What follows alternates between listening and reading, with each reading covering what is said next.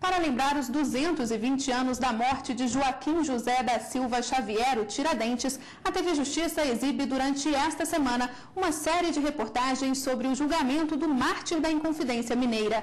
Na matéria de hoje, o repórter Marcelo Almeida conta a história do advogado que defendeu os inconfidentes.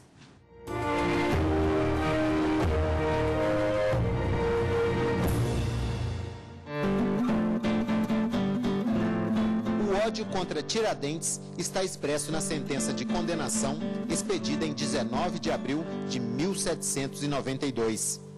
Condenam ao réu Joaquim José da Silva Xavier, por alcunha o Tiradentes, alferes que foi da tropa paga da capitania de Minas Gerais, a que seja conduzido pelas ruas públicas ao lugar da forca, e nela morra por morte natural, e que depois de morto lhe seja cortada a cabeça e o corpo dividido em 4 quartos e pregados em postes, pelo caminho de Minas.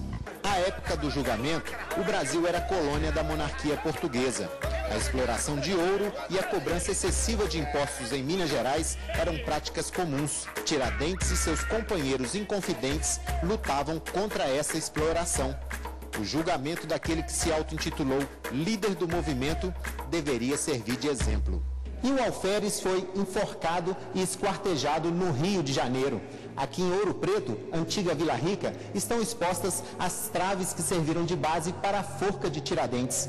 Muitos anos depois da sua morte, Tiradentes foi reconhecido como herói nacional. Mas muitos especialistas acreditam que se houve um herói nessa história, ele se chama José de Oliveira Fagundes.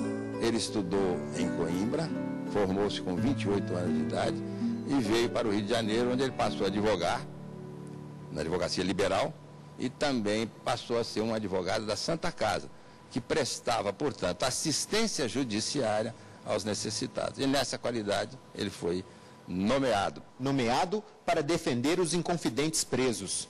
Ele argumentou que o movimento da Inconfidência Mineira não passava de conversas e loucas cogitações sem possibilidade de se tornar realidade.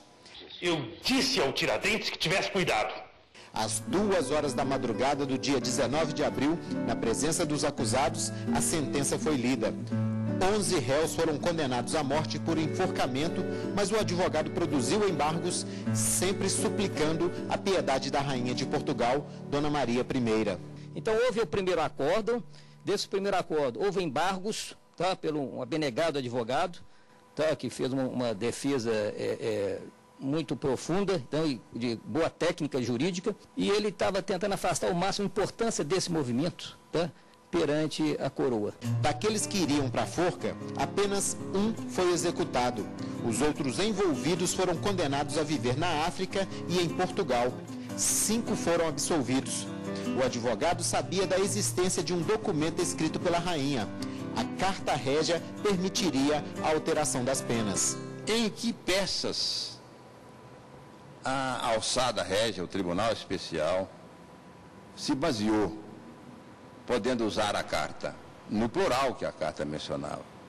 Evidentemente nas peças do próprio processo e muito mais do que nas peças do processo, nas alegações do advogado de defesa, que foi o José de Oliveira Fagundes. Houve a comutação apenas dos 11 condenados à forca, apenas Tiradentes, né, que foi mantido a condenação. A atuação do advogado dos réus inconfidentes foi maravilhosa.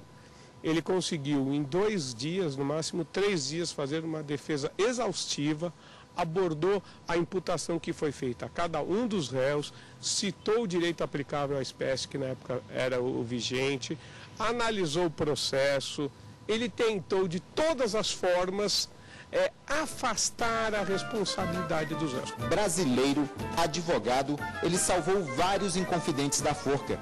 Não virou herói e não obteve reconhecimento sequer nos livros de história do Brasil.